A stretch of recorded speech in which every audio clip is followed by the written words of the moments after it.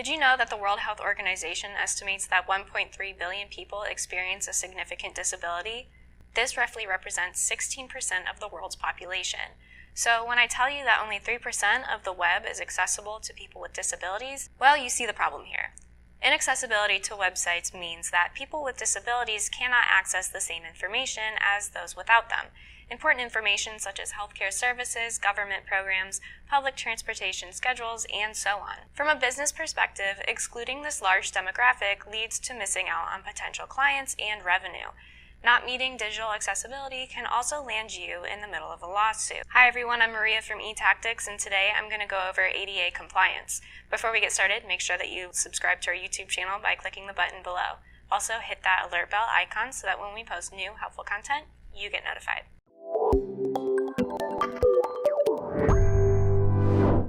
The history of the ADA began long before its signing ceremony at the White House in 1990. It began with the establishment of local groups to end the exclusion of disabled Americans from their own communities. However, with the signing of the act came huge strides in the fight against this oppression. It prohibits the discrimination against those with disabilities, ensuring them the same opportunities and rights as those without them. The act covers sectors such as employment, healthcare, education, and other public spaces. The ADA covers physical accommodations in public locations such as wheelchair accessibility and the use of Braille. But in 2010, the U.S. Department of Justice introduced the Americans with Disabilities Act standard for accessible design. This act mandates all electronic and information technology is accessible to those with disabilities. Websites now must be ADA compliant to avoid potential lawsuits and legal ramifications. Blind users, deaf users, and those who navigate by voice, screen readers, or other assistive technologies must have access to your web content. But which organizations must comply with these ADA requirements? State and local governments, or Title II. This prohibits discrimination against people with disabilities in all services, programs, and activities of state and local governments. Online communication with those who have disabilities must be made clear through assistive technology. Examples of online services that must be ADA compliant include applying for an absentee ballot, paying tickets, filing a police report, applying for state benefit programs, and more. And number 2 are businesses open to the public, or Title III. Title III prohibits discrimination against the disabled just like Title II.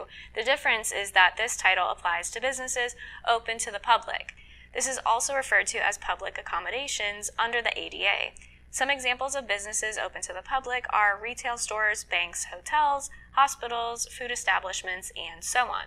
All goods, services, privileges, or activities offered by public accommodations must adhere to ADA requirements. And of course, this includes those things which are accessible online. I'm sure you're wondering how to make sure your website is ADA compliant. There are several strategies when it comes to making your homepage accessible for everyone. Let's go over a few of the most common ways organizations address accessibility issues associated with their online content. Number 1, create tags for all images, text, videos, and audio files. Number 2, when encountering input errors, offer users alternative and suggestions to better navigate your website.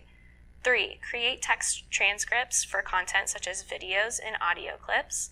And 4, create an organized layout that has buttons clearly delineated from one another. People with disabilities navigate life in a variety of different ways, and utilizing the internet is no different. Meeting ADA compliance standards to improve your website's accessibility is becoming increasingly monitored. If you'd like to learn more about ADA compliance, reach out to eTactics. And you already made it this far into the video, so you might as well like it, share it, and comment below.